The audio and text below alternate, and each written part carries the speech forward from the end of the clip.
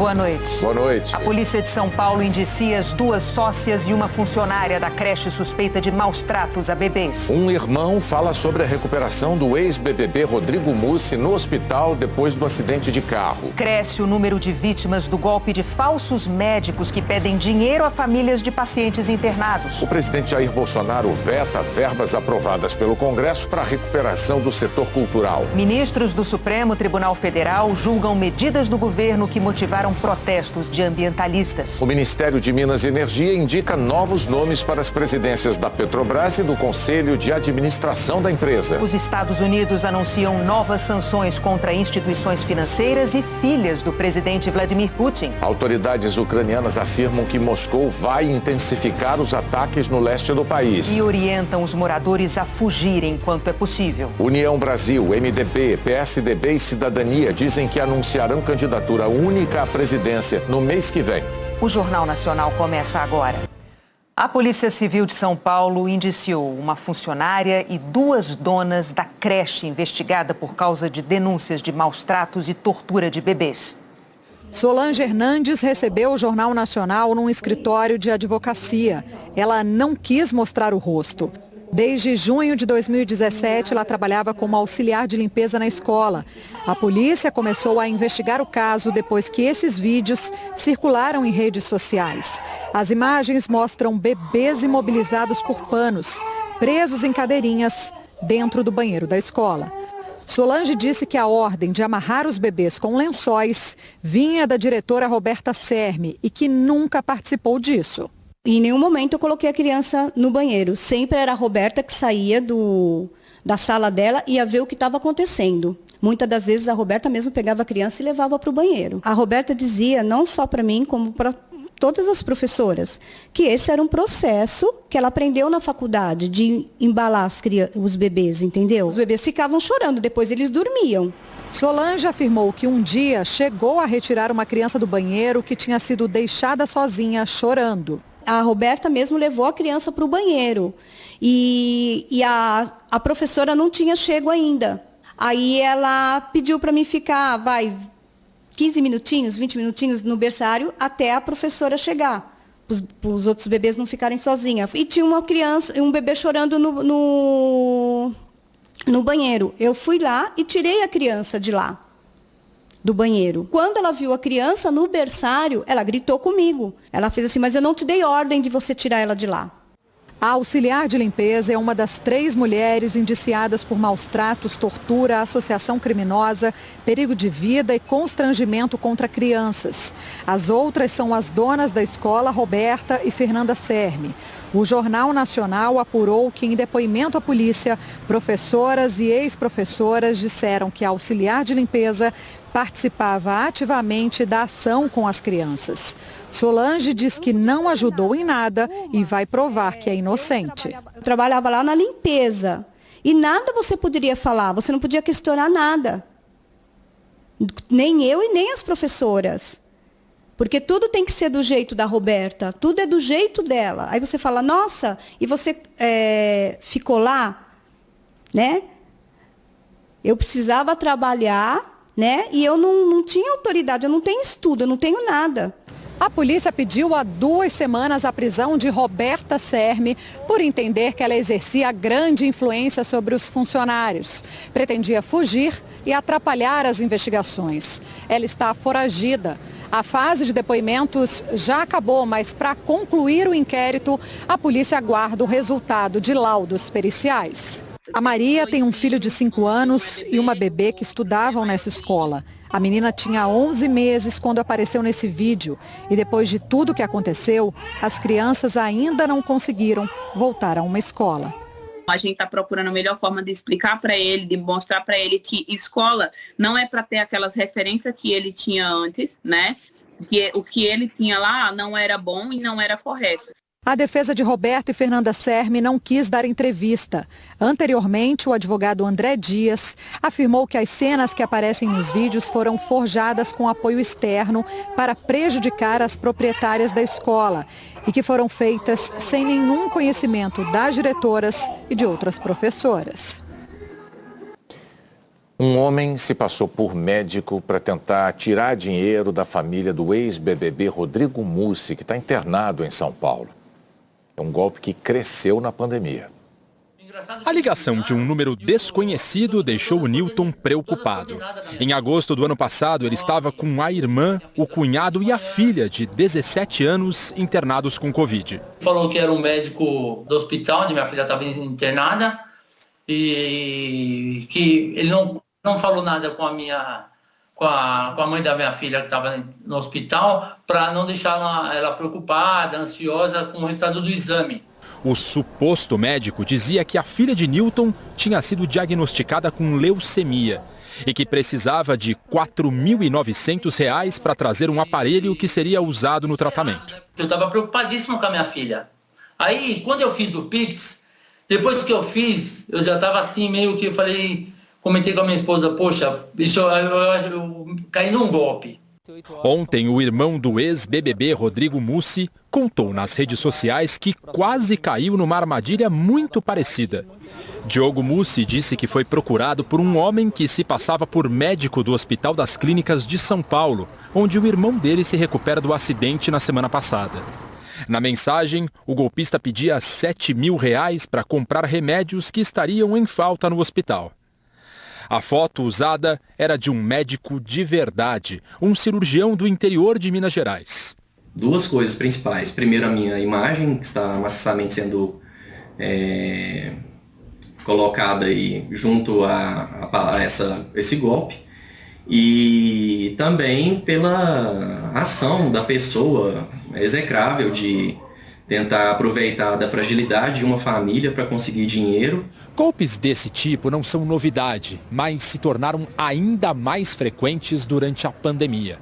Os investigadores não têm dúvidas de que os criminosos se aproveitam de informações que saem de dentro dos próprios hospitais. O Sindicato dos Hospitais Particulares de São Paulo diz que as informações pessoais dos pacientes ficam protegidas, mas admite que vazamentos podem ocorrer. O presidente do Sindiosp lembra que nenhum hospital faz cobranças por telefone e pede aos pacientes que ignorem essas ligações. Nem os hospitais, nem as clínicas pedem qualquer tipo de complementação para qualquer procedimento, para qualquer medicação. Isso não existe. Deve imediatamente dispensar essa conversa, entrar em contato imediatamente com a administração ou do hospital, ou do laboratório, ou da clínica, para que possam ser tomadas todas as medidas, não só administrativas, mas na maior parte delas também policiais e legais em relação à busca, né, desses meliantes que tentam se aproveitar desses momentos das pessoas. A família de Rodrigo Mussi disse que ele deu mais alguns sinais de recuperação. Foram dias de angústia e incerteza para Diogo Mussi, sem saber se o irmão resistiria ao grave acidente de carro que sofreu em São Paulo. Quase uma semana depois, Rodrigo Mussi começa aos poucos a recobrar a consciência. Ele dá sinais claros de que ele está começando a acordar. O despertar, os médicos nos explicaram que tem que ser lento. Então eles vão controlando para que ele vá despertando lentamente, até para entender onde ele está, o que está acontecendo. São muitas lesões, né? Então tem remédio para dor ali também. Ontem ele abriu um dos olhos. Ele parece que ele ficou consciente mais ou menos por uns 5 minutos. Ele respondeu à médica que perguntou se ele estava ouvindo, ele balançou a cabeça positivamente. Então, assim, em menos de uma semana, pelo trauma, a recuperação dele tem sido muito boa. Rodrigo Mussi sofreu traumatismo craniano, teve uma fratura na perna direita e lesões na coluna. Passou por 2 cirurgias, na cabeça e na perna, e se prepara para uma terceira. No fim da tarde, a família informou que amanhã ele passará por uma cirurgia na perna. Ele vai retirar o fixador externo, também conhecido como gaiola médica, e colocar uma haste de sustentação dentro do osso da tíbia. E aí vai proceder com a ressonância na coluna, para saber a gravidade, se é procedimento cirúrgico ou não. Não se sabe se pegou medula ou não, mas muito provavelmente não. Ele está com os movimentos do corpo, ele está com movimentos não involuntários, porque ele se coça, ele aperta a sua mão, ele tem força até, ele mexe a perna.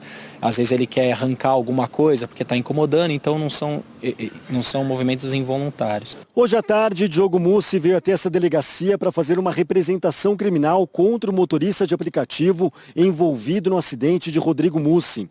O delegado que investiga o caso aguarda a conclusão da perícia para fazer um relatório final, que será apresentado ao Ministério Público. É isso que, nesse momento, a gente busca, trazer todas as informações para que tenhamos condição de informar ao Ministério Público exatamente o que aconteceu. Sabemos que houve um acidente, o sujeito que causou o acidente informa que teve um momento de apagão, de dormir ou de desmaiar, não se sabe ao certo, e tudo isso está sendo juntado com relação também às imagens e testemunhas ouvidas. Em nota, os advogados de Kaique Reis, o motorista que dirigia o carro em que Rodrigo estava, disseram que no depoimento ele explicou por que estava com o celular de Rodrigo Mussi no dia seguinte ao acidente.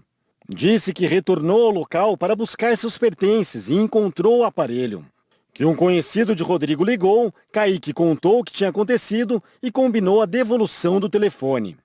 O ex-BBB vem recebendo milhares de mensagens de apoio. O irmão tem certeza de que cada uma delas faz a diferença na recuperação de Rodrigo Mussi. Muita gente que ama, que sem nem conhecer, dá carinho, dá força. A gente recebe muita mensagem, continua firme, não desiste, seu irmão vai viver. Agora à noite, depois de visitar o irmão, Diogo gravou um vídeo para o Jornal Nacional. Eu falei para ele, falei assim, Rodrigo, o Luquinha, meu filho, o seu sobrinho, já vai nascer. E eu falei para ele, você vai me ajudar a ser uma família, vai me ajudar a trocar fralda, vamos no Morumbi com ele. E ele apertou muito a minha mão, ele se mexeu muito, mexeu o tronco, mexeu perna. Foi muito emocionante para mim e ele está ainda em estado grave, delicado, porém ele está muito melhor. A gente vai sair dessa. O consórcio de veículos de imprensa atualizou os números da pandemia. Malu Maza, boa noite. Boa noite, Renata, Bonner, e uma boa noite a todos vocês. Nas últimas 24 horas, o país teve 196 mortes por Covid. O total de vítimas é de 660.782. De ontem para hoje, foram mais de 28 mil novos casos conhecidos. O total ultrapassa os 30 milhões e 60 mil. A média de casos está em queda de 36%. São quase 22 mil novos casos por dia. A média de mortes também teve redução de 36%. 173 óbitos por dia. É o quinto dia em que a média de mortes fica abaixo de 200. Agora, a vacinação. Entre os brasileiros com 5 anos ou mais, 80,75% receberam as 2 doses ou a dose única. E a dose de reforço foi aplicada em 49,39% da população com 18 anos ou mais. No mapa, os estados em verde escuro são os mais adiantados na vacinação completa da população que pode ser imunizada. Outras informações em g1.com.br/coronavírus. Renata, Bonner. Obrigado, Malu. O ministro do Supremo Tribunal Federal, Alexandre de Moraes, atendeu a um pedido da Polícia Federal e prorrogou por mais 60 dias o inquérito que investiga a associação mentirosa e absurda que o presidente Jair Bolsonaro fez em outubro do ano passado entre vacinas contra a Covid e casos de AIDS. Segundo a delegada responsável pelo caso, Bolsonaro é investigado pelos crimes de epidemia, infração de medida sanitária, preventiva e incitação ao crime. O ministro Alexandre de Moraes prorrogou por mais 90 dias o inquérito que investiga uma suposta milícia digital que teria atuado contra a democracia e o Estado Democrático de Direito. Na decisão, o ministro defendeu a necessidade de continuar com as apurações e observou que há diligências em andamento. Segundo a Polícia Federal, o grupo atuaria até mesmo dentro do Palácio do Planalto, usando a estrutura do chamado Gabinete do Ódio, supostamente formado por aliados do presidente Jair Bolsonaro. A seguir, o Ministério de Minas e Energia indica novos nomes para as presidências da Petrobras e do Conselho de Administração da empresa. Ministros do Supremo Tribunal Federal julgam medidas do governo que motivaram protestos de ambientalistas.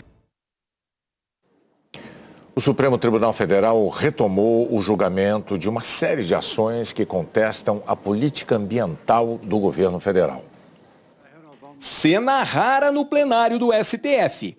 A ministra Carmen Lúcia exibiu um vídeo feito sob encomenda para ilustrar o voto dela. O documentário mostra que nos últimos 50 anos a Amazônia perdeu uma área do tamanho da Alemanha e da França juntas, que 1/3 das terras devastadas é resultado de grilagem, ou seja, posse ilegal de áreas públicas. Ainda de acordo com o vídeo que embasou o voto da ministra, de 2004 a 2012, o desmatamento caiu 83% graças ao Plano de Ação para Prevenção e Controle do Desmatamento na Amazônia. A retomada desse plano faz parte de 2 das 7 ações da chamada Pauta Ecológica do STF. Essas ações começaram a ser julgadas na semana passada. As 2 primeiras foram apresentadas por 7 partidos. Eles pedem que a Corte determine à União e aos órgãos federais que executem de maneira efetiva o Plano de Ação para Prevenção e Controle do Desmatamento na Amazônia. A esse processo foi juntada a ação apresentada pelo partido Rede Sustentabilidade, que alega omissão inconstitucional do presidente Jair Bolsonaro e do ex-ministro do Meio Ambiente, Ricardo Salles, em coibir o avanço do desmatamento na Amazônia. O julgamento começou na quarta-feira passada. O advogado-geral da União, Bruno Bianco Leal, negou que o governo tenha se omitido. Foi na busca de novas soluções, portanto, ministra Carmen Lúcia, para a prevenção e o combate ao desmatamento, que foi concebido um novo plano, que é um claro avanço no combate e controle do desmatamento na Amazônia.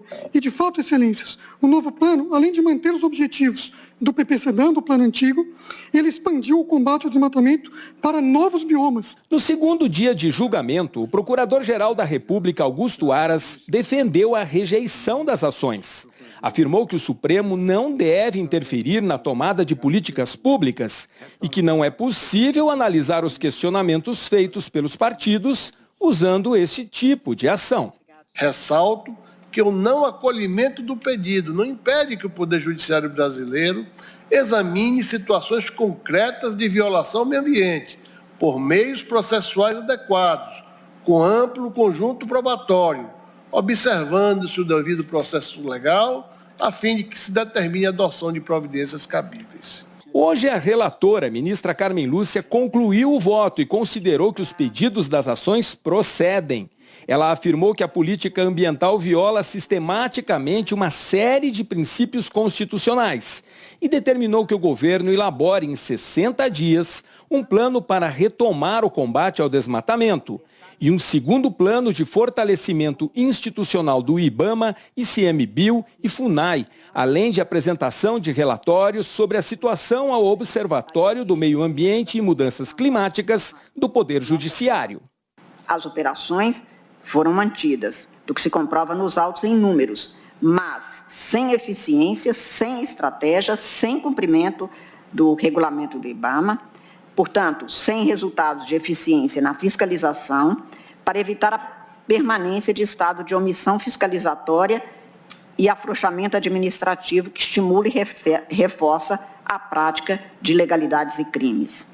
Pelos relatórios de órgãos ambientais que demonstram e comprovam o aumento de queimadas de desmatamento na região da Amazônia Legal em 2019, 2020, 2021, acrescida de importantes demonstrações de ineficiência da política ambiental em curso, no cenário de crescente e comprovado desmatamento na região da Amazônia, caracterizam retrocesso ambiental, inconstitucional, inadmissível na implementação de políticas públicas. Logo depois do voto da relatora, o ministro André Mendonça, o mais novo integrante da corte, pediu vista, ou seja, mais tempo para analisar as ações.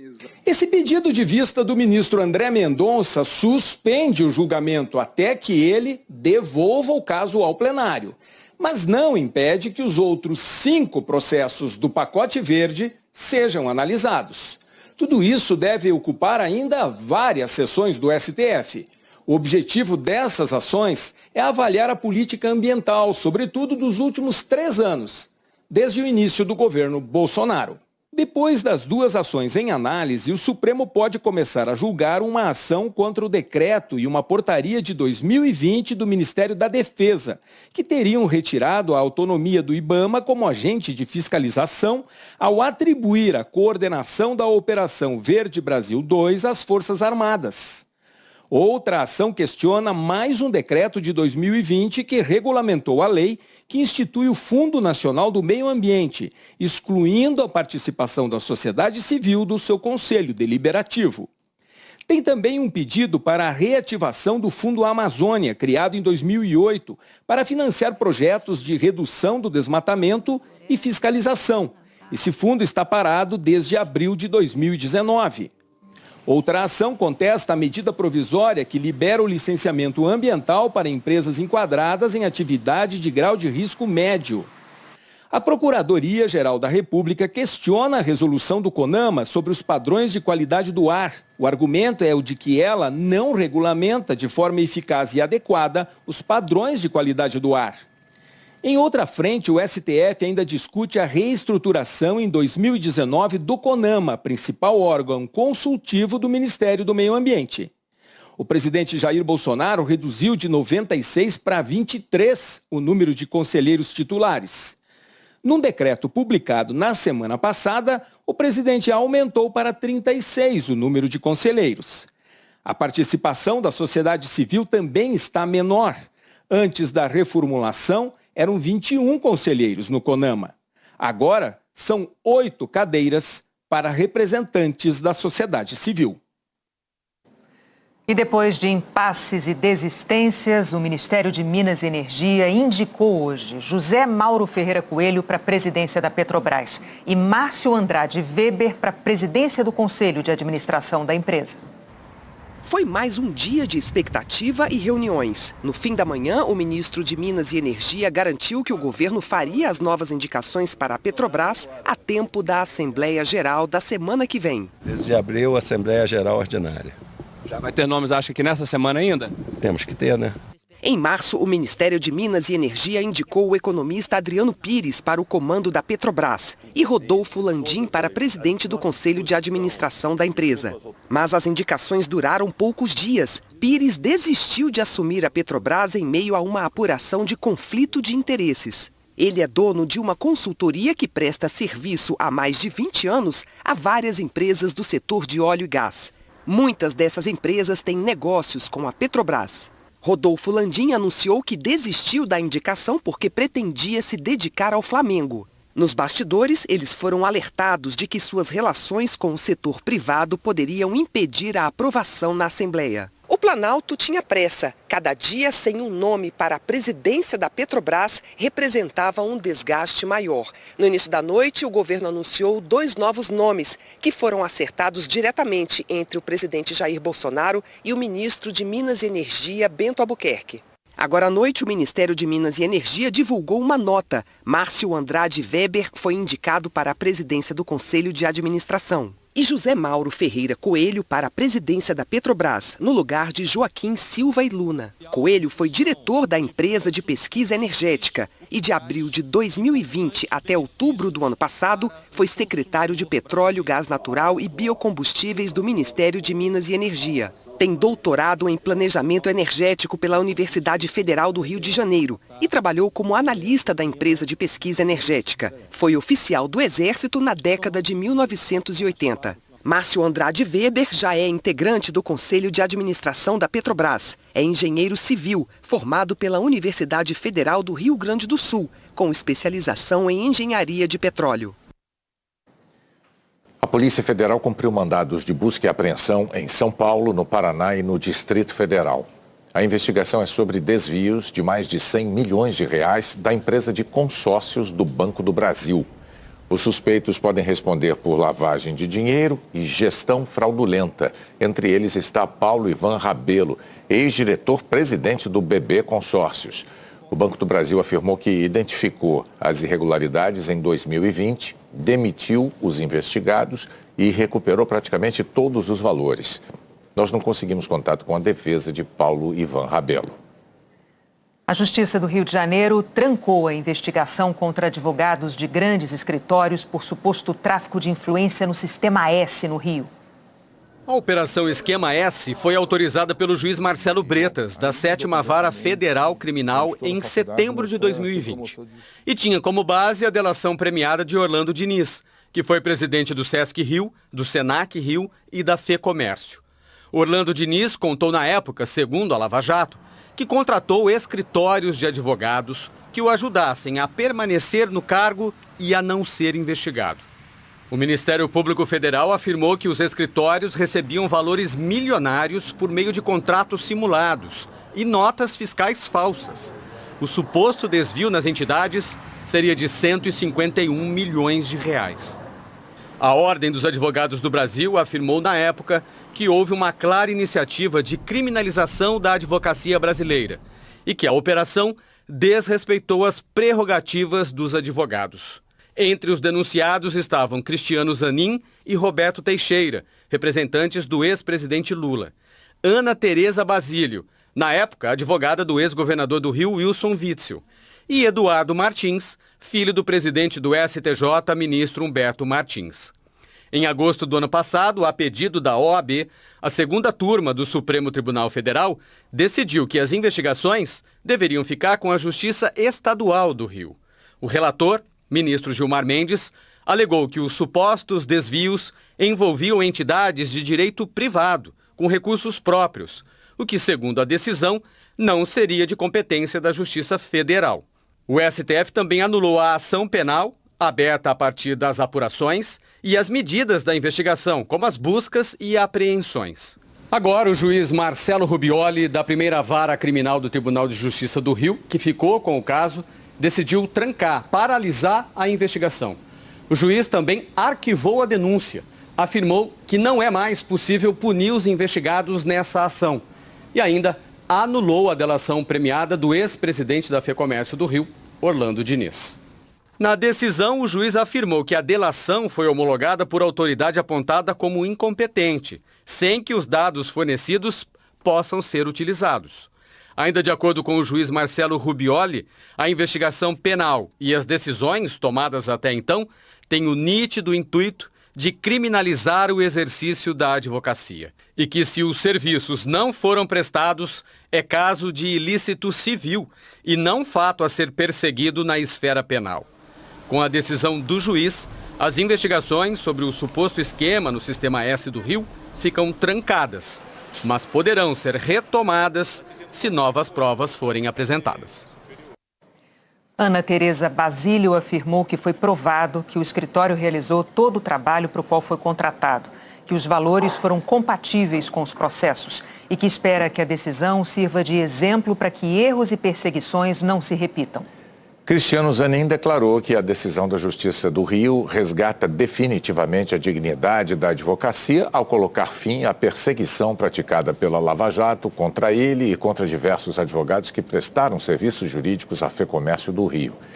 Cristiano Zanin disse ainda que a decisão reafirma o trabalho realizado para demonstrar o indevido uso estratégico das leis por uma parte do sistema de justiça, com o objetivo de perseguir adversários e também advogados. Eduardo Martins afirmou que a decisão reconhece que excessos foram cometidos ao longo da operação e na denúncia e que não há qualquer indício ou prova que sustente a acusação.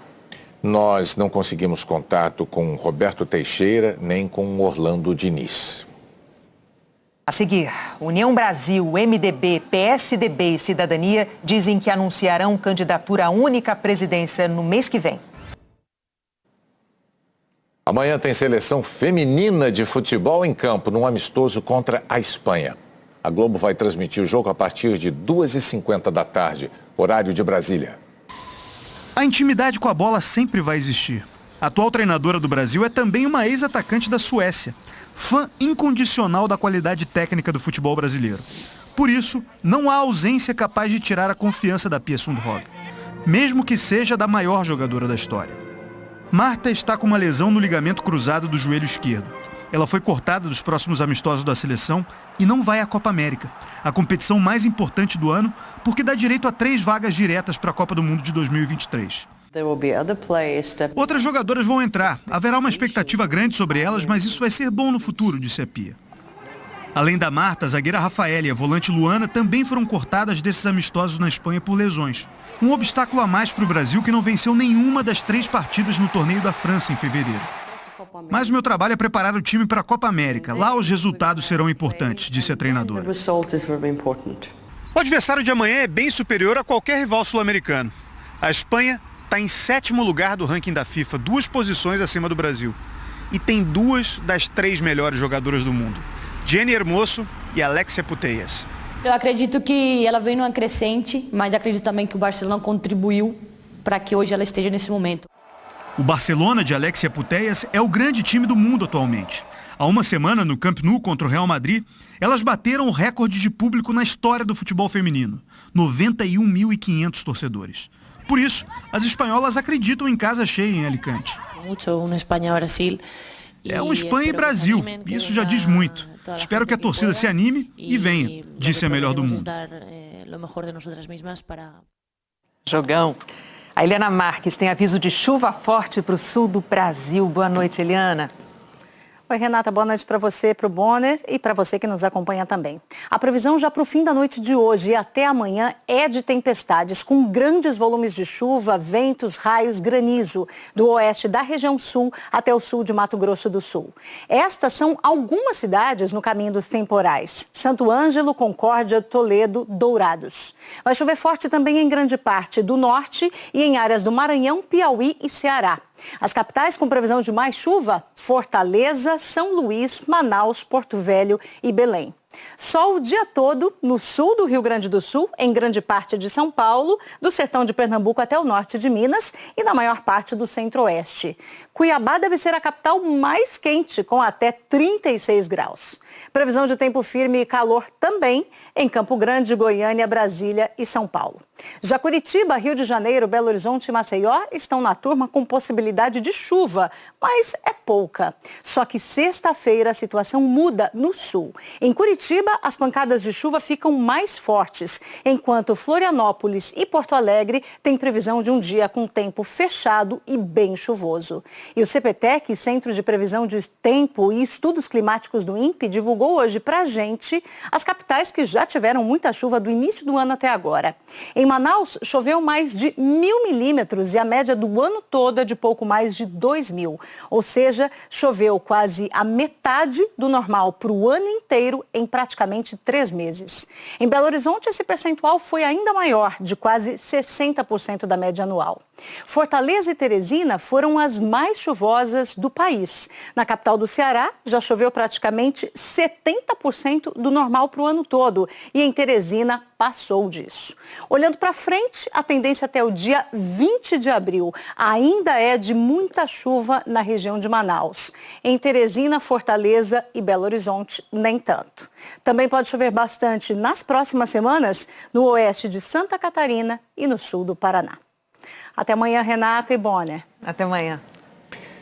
A conta de luz vai mudar para a bandeira verde a partir do dia 16. Um dia antes, dia 15, vai acabar a taxa extra de R$ 14,20 a cada 100 megawatts-hora.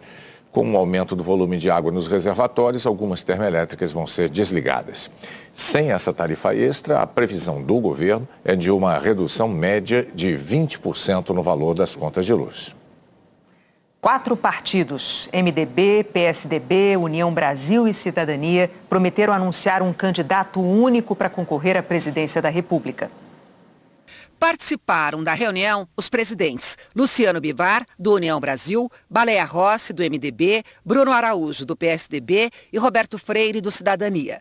Ao final da conversa, em nota, os 4 partidos informaram que estão em tratativas para apresentar um candidato à presidência como alternativa no campo democrático, que no próximo dia 14 de abril, União Brasil confirmará um nome do partido para apreciação deste conjunto de forças políticas, que o candidato de consenso será anunciado no dia 18 de maio e conclamam outras forças políticas democráticas a se incorporar a esse projeto em defesa do Brasil e dos brasileiros. Dos 4 partidos, 2 já anunciaram pré-candidatos. O PSDB, com o ex-governador de São Paulo, João Dória, que venceu as prévias disputadas em novembro do ano passado. E o MDB, com a senadora Simone Tebet. O Cidadania chegou a anunciar o senador Alessandro Vieira, mas ele retirou a pré-candidatura e saiu do partido em março.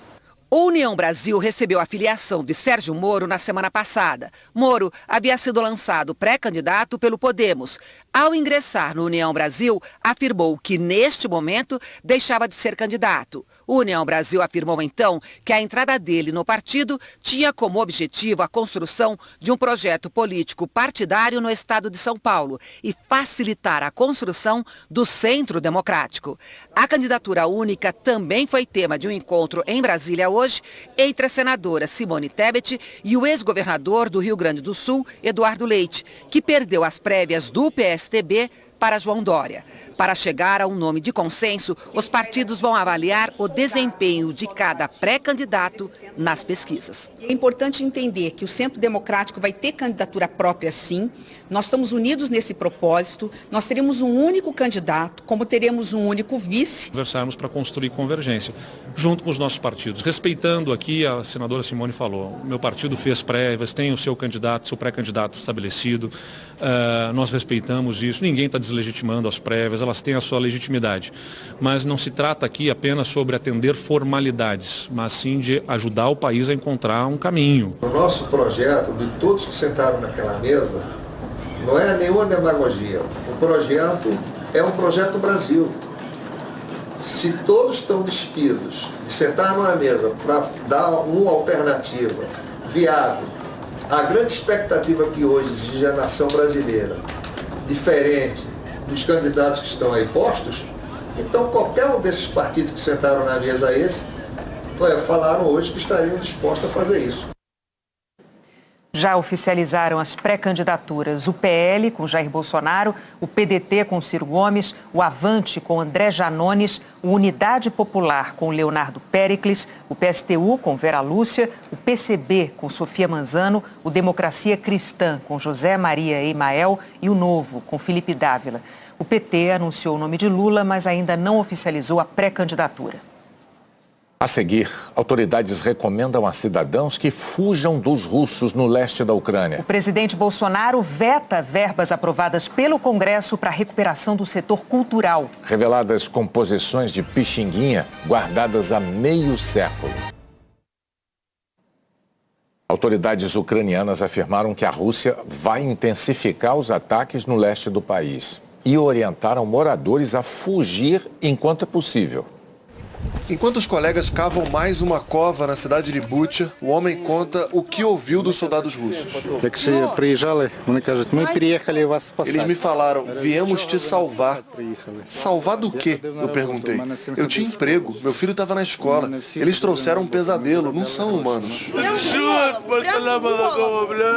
A mulher tenta consolar o inconsolável.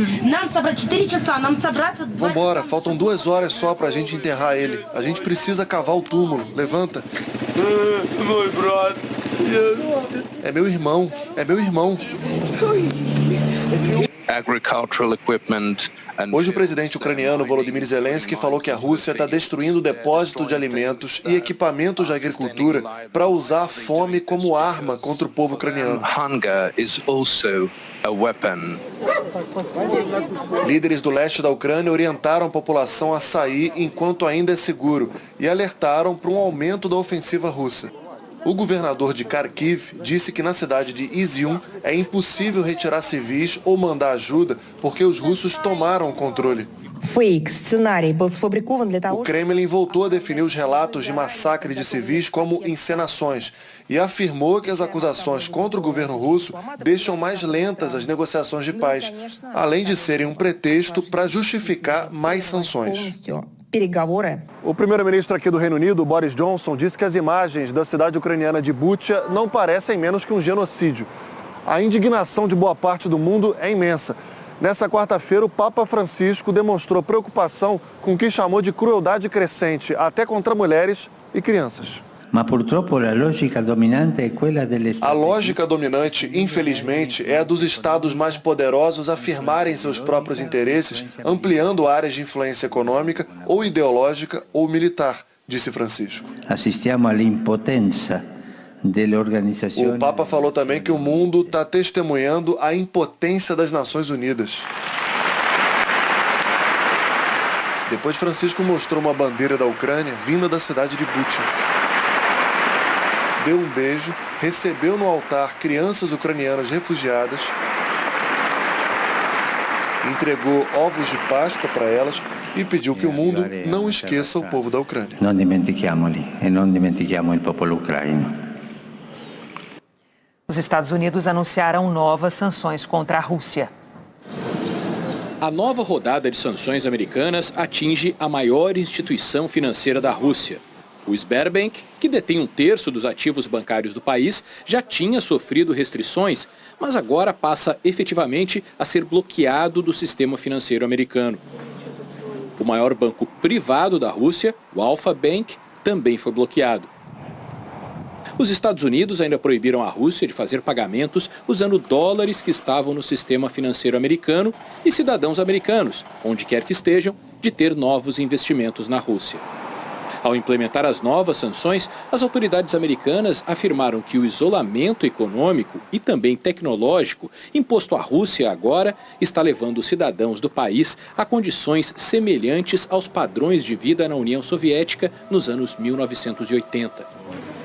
A Casa Branca estima que a economia russa vai encolher de 10% a 15% em 2022. O Reino Unido também aplicou sanções contra o Sberbank e contra 8 oligarcas. Ainda anunciou que até o final do ano vai suspender a compra de óleo e carvão russos. O anúncio de hoje deveria ter sido em conjunto com a União Europeia, mas o bloco não conseguiu aprovar as sanções e adiou o posicionamento para amanhã. Entre as possíveis medidas da União Europeia estão o corte da importação de carvão e a proibição de navios russos nos portos europeus. A movimentação dos Estados Unidos e dos países aliados acontece na esteira da comoção mundial causada pelas fotos de civis mortos. O presidente Joe Biden disse que o que está acontecendo na Ucrânia são crimes de guerra e os agressores precisam ser responsabilizados. Juntamente com nossos aliados e parceiros, vamos continuar aumentando o custo econômico e o isolamento da Rússia. As sanções de hoje também miram pessoas físicas. Políticos aliados do governo, ministros, família e amigos das principais autoridades russas, incluindo as 2 filhas do presidente Vladimir Putin e a esposa e a filha do ministro das Relações Exteriores, Sergei Lavrov. Essas pessoas estão proibidas de fazer negócios no sistema financeiro dos Estados Unidos e também vão ter qualquer bem em território americano congelado. Em uma tentativa de contra-ataque diplomático, a Rússia convocou uma espécie de reunião informal do Conselho de Segurança da ONU, onde voltou a fazer acusações, já descartadas pelo Conselho, de que os Estados Unidos estariam desenvolvendo armas biológicas na Ucrânia. Estados Unidos e Reino Unido, o presidente do Conselho, não participaram. Entre os presentes, França e Noruega acusaram a Rússia de tentar espalhar informações falsas. China pediu que as acusações russas sejam investigadas. O Brasil disse que acredita que alegações de tamanha gravidade precisam ser totalmente fundamentadas por evidências sólidas, que devem ser apresentadas e confirmadas por uma autoridade independente e imparcial. O primeiro-ministro da Hungria conversou com Vladimir Putin e pediu que ele declare cessar fogo imediatamente. Viktor Orbán disse ainda que convidou Putin, o presidente francês Emmanuel Macron, o chanceler alemão Olaf Scholz e o presidente ucraniano Volodymyr Zelensky para um encontro em Budapeste. O presidente Jair Bolsonaro vetou na íntegra o projeto de lei que previa o repasse de quase 4 bilhões de reais para recuperar o setor cultural do impacto da pandemia. O projeto foi chamado de Lei Paulo Gustavo, em homenagem ao artista, que morreu de Covid no ano passado. O presidente Jair Bolsonaro acolheu a sugestão de 3 ministérios: Economia, Turismo, da Mulher, Família e dos Direitos Humanos, e vetou o texto inteiro. argumentou que o projeto contraria o interesse público, uma vez que criaria despesa corrente primária que estaria sujeita ao limite constitucional, o teto de gastos que limita o crescimento da maior parte das despesas públicas à inflação, e que a lei não apresenta nenhum tipo de compensação para o gasto, ou seja, uma redução de despesa, o que dificultaria o cumprimento do referido limite. O projeto de lei recebeu o nome de Paulo Gustavo, homenagem ao ator e humorista que morreu no ano passado por causa da Covid. O texto aprovado pelo Congresso no mês passado autorizava o uso de dotações orçamentárias da União, superávit financeiro de receitas vinculadas ao Fundo Nacional de Cultura e outras fontes não especificadas. Quase 3 bilhões e 900 milhões de reais, 2,7 bilhões para investimento no setor audiovisual, 1 bilhão para outros projetos culturais. Os agentes públicos que recebessem os recursos deveriam se comprometer com o fortalecimento dos sistemas de cultura existentes ou implantá-los nas localidades em que eles não existam, devendo assegurar mecanismos de estímulo à participação e ao protagonismo de mulheres, negros, indígenas, povos tradicionais, pessoas LGBTQIA+, pessoas com deficiência, entre outros grupos. Segundo a Fundação Getúlio Vargas, a cultura gera quase 5 milhões de empregos no país. Mas o setor enfrenta dificuldades desde o início da pandemia. Quem trabalha com cultura considera que a proposta vetada pelo presidente Jair Bolsonaro é fundamental para que o segmento artístico volte à cena. É um setor que contribui com o PIB com mais de 3%. Então, é fundamental que o governo, o Estado, de uma forma geral, apoie agora o segmento artístico para voltar. O veto ainda tem que ser analisado pelo Congresso. Governistas contrários à liberação de dinheiro para a cultura apoiam o veto. A lei é muito clara. Quando você cria uma despesa, você tem de dizer de onde ela virá. Daqui para frente, nós vamos conversar com o relator na busca de que o veto seja mantido, mas que o Congresso possa votar um outro projeto, uma outra proposta clara e que o governo tenha como cumprir dentro do orçamento que foi votado no ano passado. Mas já há um movimento pela derrubada do veto. Importante ressaltar, investimentos descentralizados a todos os 27 estados da federação em mais de 5 mil municípios brasileiros, importantes para revigorar a cultura nacional, esse setor que foi tão atingido pela pandemia, desde que foi vetada a Lei Paulo Gustavo, nós estamos articulando com os líderes a fim de que ela seja pautada na primeira sessão do Congresso Nacional e nós possamos derrubar o veto.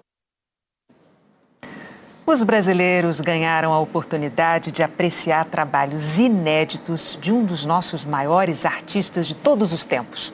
Composições do maestro Pixinguinha, guardadas há mais de 50 anos, estão sendo apresentadas pela primeira vez ao público.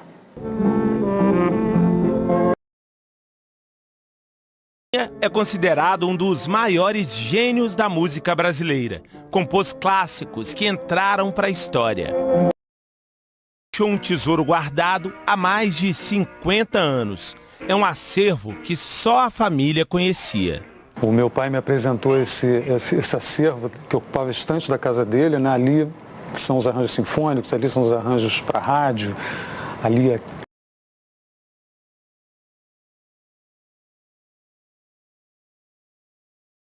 Fala rapaziada, beleza? Aqui quem fala é o Diego, aqui do canal Diego Esportes, e tô chegando pra te avisar que hoje tem Deportivo Táchira e Palmeiras pela primeira rodada da fase de grupos da Copa Libertadores. E no vídeo de hoje você vai saber tudo sobre esse jogo, as principais e últimas notícias da equipe do Deportivo Táchira e também as últimas informações da equipe do Palmeiras. Atual campeão venezuelano, o Deportivo Táchira, jogando hoje em casa, promete dar trabalho para o Palmeiras. Já o Palmeiras, atual campeão da Libertadores e vindo de título no Campeonato Paulista, vem para cima, querendo a vitória em cima do Deportivo Táchira. Então, se você é torcedor do Deportivo Táchira ou torcedor do Palmeiras, já faz um convite. Se inscreva agora aqui no nosso canal, já vai deixando o seu like no vídeo para nos ajudar. Ativa também o sininho de notificação para você receber nossos próximos vídeos e comenta embaixo o seu palpite. Porque atual bicampeão da Libertadores, o Palmeiras inicia nesta quarta-feira, às 9 horas da noite, no horário de Brasília, contra o Deportivo Táchira, em San Cristóbal, na Venezuela, a caminhada na luta pelo seu 4º título da competição.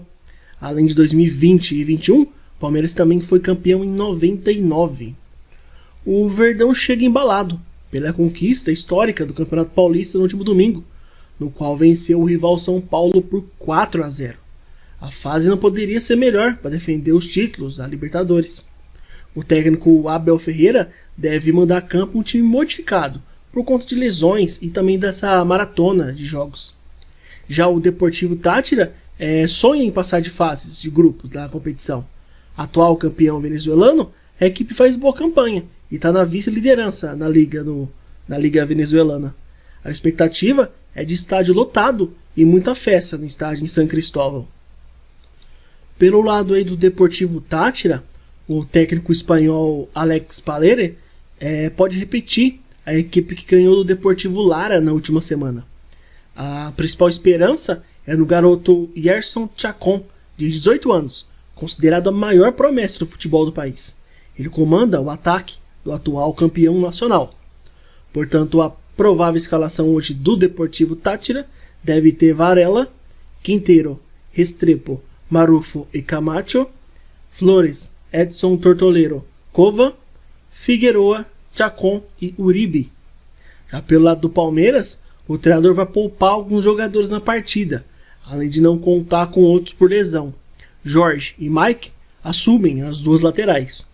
No meio, Jailson ou Atuesta pode pintar na equipe, enquanto Rafael Navarro e Verón brigam pela vaga de Rony no ataque.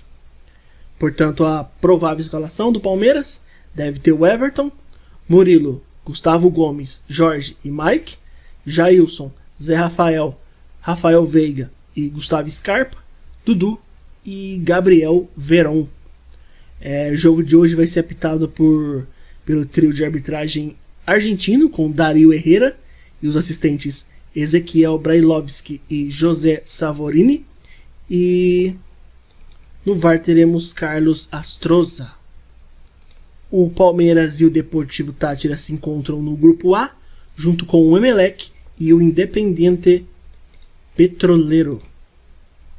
No grupo B temos o Atlético Paranaense, Caracas, Libertad e The Strongest. No grupo C, o Nacional, o Vélez Sarsfield, Red Bull Bragantino e Estudiantes. No grupo D, o Atlético Mineiro, Independiente Del Valle, o Tolima e o América Mineiro. No grupo E, Deportivo Cali, Always Ready, Boca Juniors e Corinthians. No grupo F, River Plate, Colo-Colo, Alianza Lima e Fortaleza. Grupo G, Colón, Cerro Porteño, Olímpia e Peñarol. E no grupo H temos o Flamengo, Universidade Católica, Sporting Cristal e Talheres. Então é isso aí, rapaziada. Desejamos a todos um ótimo jogo, que vençam o melhor. Fiquem todos com Deus e até a próxima.